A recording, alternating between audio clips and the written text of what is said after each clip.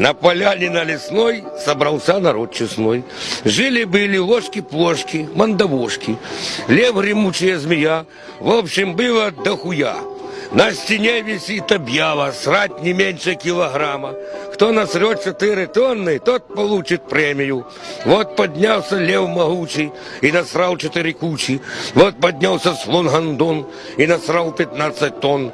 Лев, конечно, сразу драку и одним пенечком сраку очутился под столом.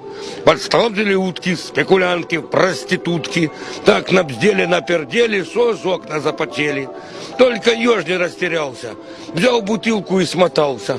Только выпрыгнул в окно, сразу ёбнулся в говно. А лиса кричит догонку: сука, спиздил самогонку. Тут пошла хуйня такая.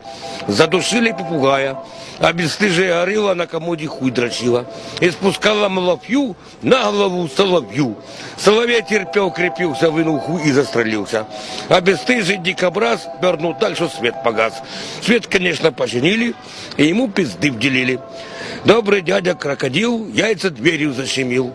Зайцы думали малина, откусили половину. Он пиздит, какой грабеж, где теперь яйцо возьмешь? А бесстыжий носорог натянул гондон на рог и пиздит рабочий класс. Я надел противогаз.